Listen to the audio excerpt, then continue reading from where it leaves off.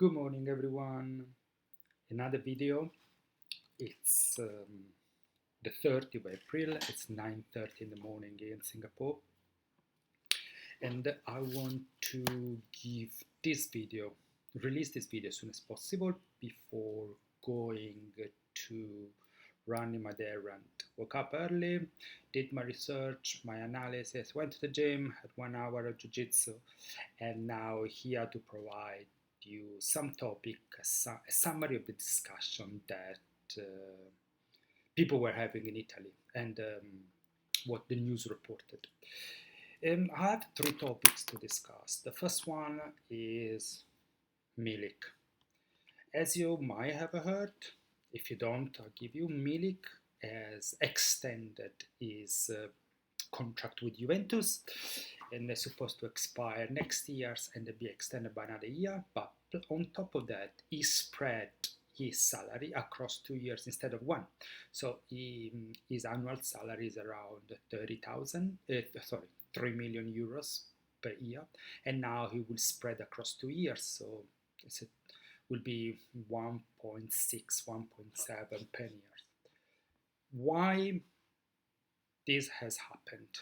I mean, the question is, first, it's a more financial reason and a long term. First, the player, and due respect, hands on heart, the player has been great in understanding that he received the salary this year without playing any game. So it makes sense to spread his last year of contract across 2. Second, Juventus can send him on loan, reevaluate the players, send him on loan, let him play a little bit, so his value could increase. Of course, no player would be accepted to go on loan at the end of the contract, so it's very important that having 2 years on his contract, Juventus can decide alongside the players what to do and what not to do. Definitely the player Milik is not part of the long-term plan for Juventus, but is still this a player. And third, Milik could, assuming that no team wants him next year, could still play for Juventus, help us out. Don't forget that until Colomani arrived, we had only 1 striker, was Vlahovic, and having a second striker would be always useful. So what's going to happen with Milik? I don't think Juve will keep him, in my opinion, and according to my friend Romeo Agresti in Turin, don't think he's going to keep it. They will try to send him on loan and see how he performs. So to agree at the end of next season to sell him out somewhere. It's a great player. He's not young, but not too old. He's 31 years old. He played in Italy before Juventus in Napoli. He had a very good season. He played in Olympique Marseille in France, and he scored a lot of goals. Olympique Marseille didn't want to sell him, so he won't going back to Italy for family reasons. So he moved to Turin, and he always played well. He always challenged Vlahovic. He always scored goal. So having him with our group, it will be an asset. And so I wish, there are 2 things to say. As a player, I like him. He's a good striker, strong, very good header, good technique. So he doesn't complain personality-wise, so he could always be a second striker, or he can be on the bench and come as a substitute, which is important. A second is not too old, he's still 31, and still have 3, 4, 5 years to play. So whoever decides to take him on loan or buy, he will do a medium-term investment. Finger crossed, hopefully his body, and hopefully he doesn't have any injury.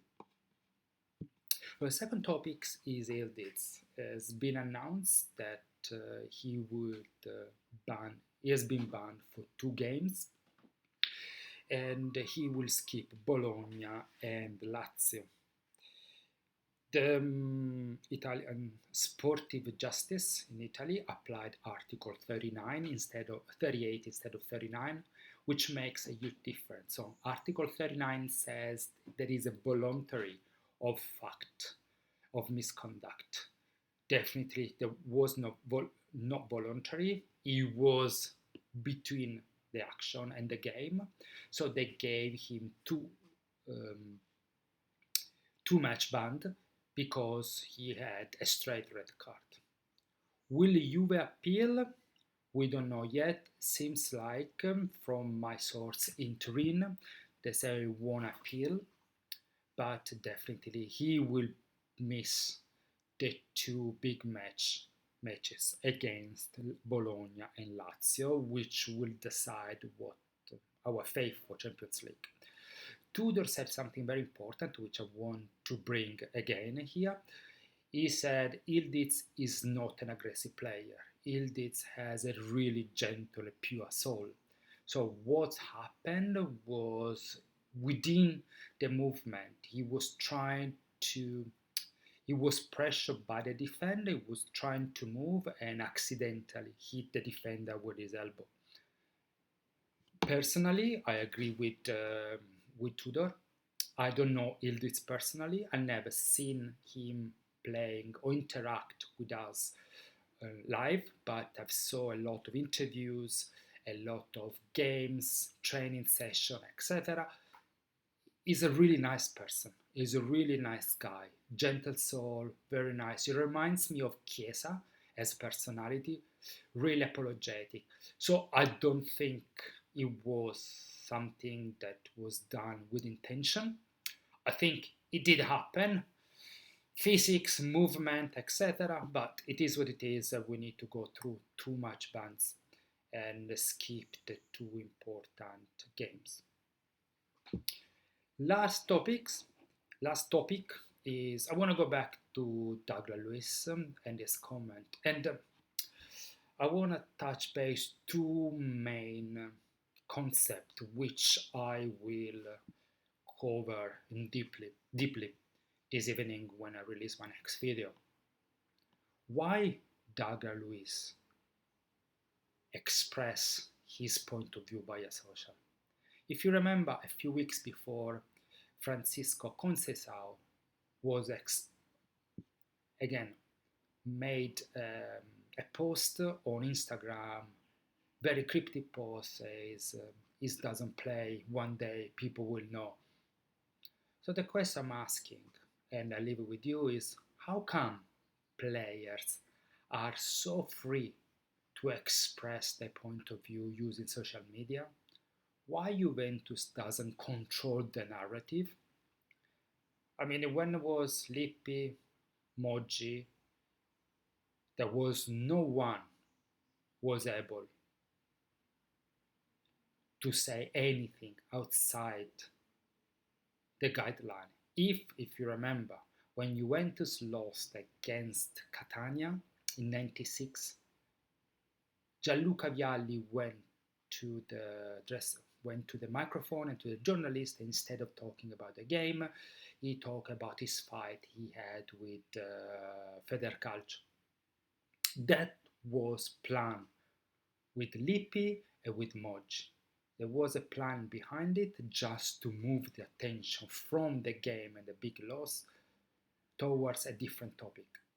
This how a strong company, a strong team behave instead of leave so much freedom. We'll cover this in a moment, and we'll do more research on exactly what is written in a football player contract and what they cannot do. But definitely there is an issue within this year Juventus, the company, the structure, the roles and responsibility, etc.